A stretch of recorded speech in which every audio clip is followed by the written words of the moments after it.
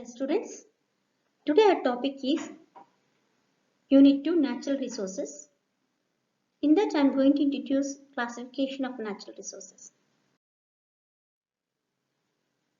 In this unit we are going to discuss about classification of resources, water resources, dams, their benefits and the problems we are going to face with the dams, mineral resources, overuse of mineral resources, their exploitation, at the same time the environmental effects of the extracting of mineral resources, land resources, forest resources, energy resources and growing energy needs, use of alternating energy resources and their case studies. Today ours is the first topic, natural resources. I would like to give some introduction regarding what are natural resources. The goods and services that are provided by the nature or generally we refer them as resources. Since they are available in the nature, naturally we call them as natural resources. Any reserve that can be drawn from the nature is one more definition for natural resource. Natural resources are all that exist without actions of mankind. For example, air, water. These both are the resources which we are enjoying from years and years. In the same fashion, sunlight. Without any human interaction, without any human knowledge, these are existing in the nature from many years. So the slide gives a clear presentation of what are the natural resources that we are enjoying. Solar energy, oil in the earth crust, fishes in the sea, trees, water, timber from woods, metals from the earth crust, oxygen and animals in the nature, fossil fuels from the earth crust, natural gas from the earth crust, flowers of different varieties of plants and wind energy, oceans, birds, soil is the most important natural resource. So, what are the earth's natural resources? Water resources, forest, minerals, energy resources and land resources. We are going to discuss them in detail in the further classes. So, before going to the classification, we will go for the classification based on origin. Based on the origin, the natural resources are biotic and abiotic. The biotic resources are obtained from the biosphere. Forests, animals and the materials that can be obtained from them comes under living resources. So we can also consider the fossil fuels as biotic resources because coal, petroleum, natural gas are naturally obtained from dead, decayed organic matter. So we consider them as biotic resources. All living organisms present on the biosphere are also biotic resources. We come under abiotic resources.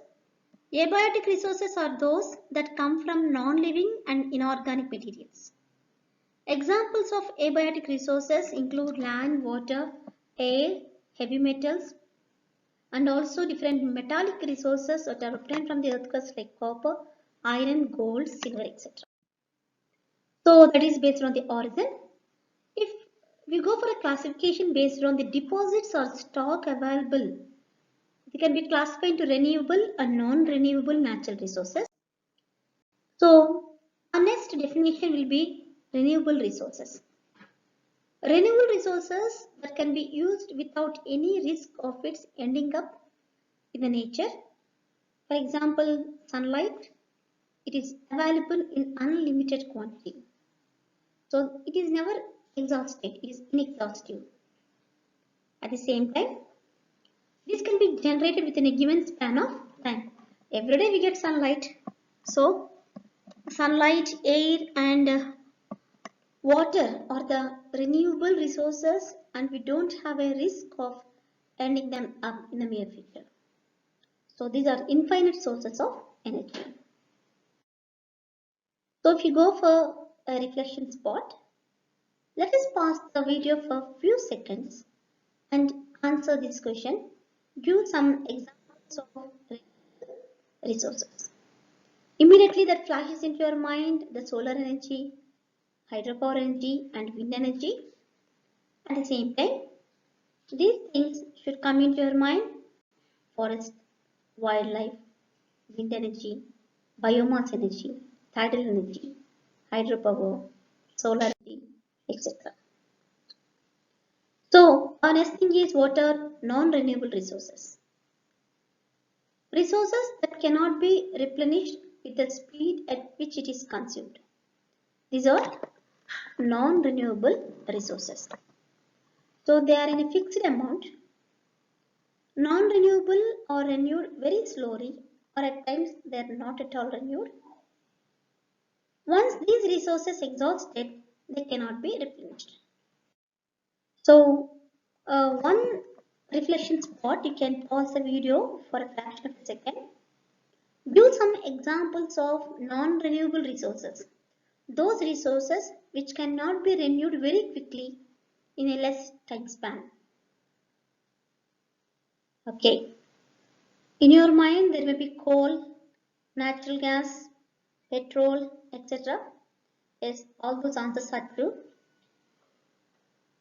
Even oil, petroleum, sand, stone and gravel also, they come under non-renewable resources, even minerals.